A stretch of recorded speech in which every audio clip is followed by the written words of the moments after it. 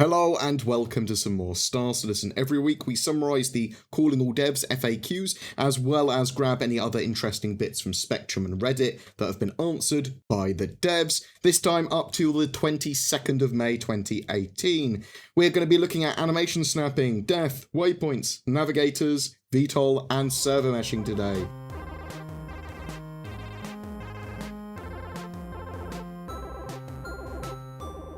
Animations in-game at the moment snap to position once you've initiated them, so using a ladder or entering a ship that you confirm that you're entering, after a couple of seconds you'll be forced into an animation of getting into it. No matter how far away you are, you'll effectively teleport or snap to, even if it doesn't look particularly good.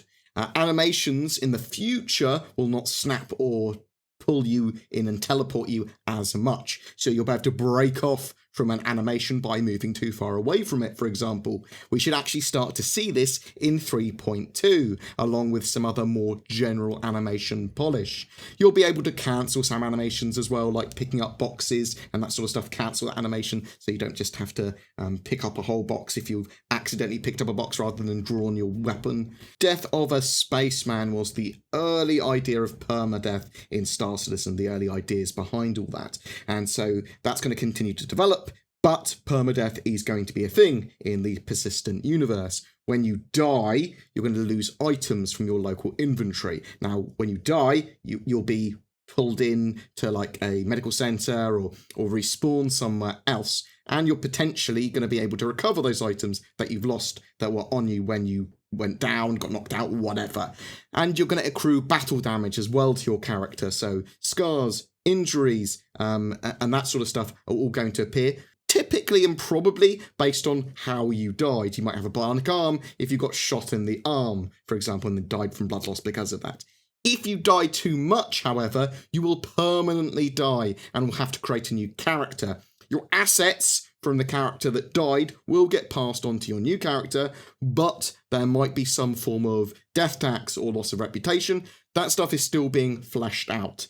At the moment, they know that they want death to matter, but they don't want it to ruin your enjoyment of the game. They want you to be aware that you are killable, that you could die, and your mortality and risk and reward to mean something. Now, obviously, that's going to mean a bit more to role players. You're going to be more attached to your characters, typically, but it's still going to matter to people that aren't role-playing. They're improving quantum travel as well in lots of different ways, some of which we will see in 3.2, but some beyond that. They're looking at ways of setting up multiple quantum travel waypoints as part of a single plot. So at the moment, the idea they have is you'll select an end destination and the map will put in the multiple jumps if there are obstructions, but you'd be able to choose a different route if you wanted to avoid a certain area. Hopefully, eventually, we'll be able to in fully plot routes that we want ourselves. And this actually followed on to another question. Navigators. So Navigator as a role will be a thing.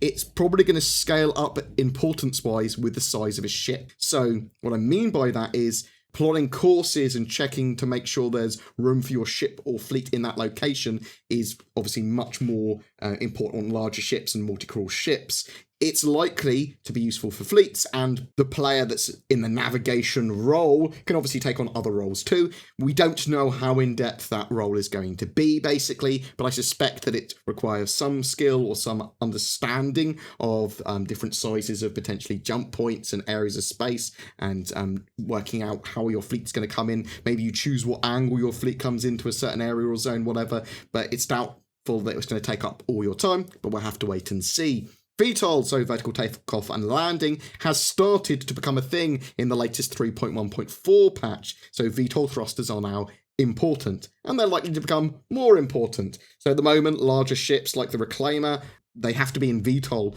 or you have to be aware of how your thrusters are orientated once you're coming into a planet or moon's atmosphere to counteract gravity, or at least not have gravity pulling you down to the position where you're just going to smash into the ground.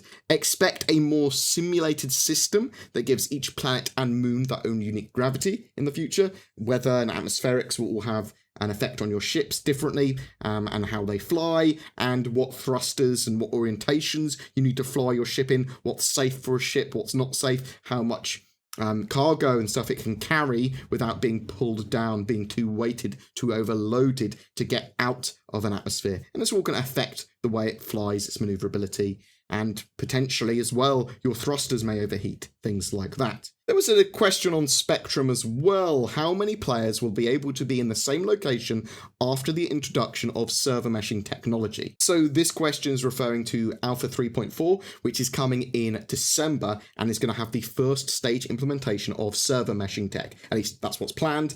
This is going to allow multiple servers to seamlessly and dynamically handle player loads and areas based on population. And obviously it's all tied in with network bind culling and the object container streaming systems and all that sort of stuff as well. Bearded CIG answered that question, however. The answer for the questions of this nature are usually going to be along the lines of as many as we possibly can while maintaining reasonable functionality of the game.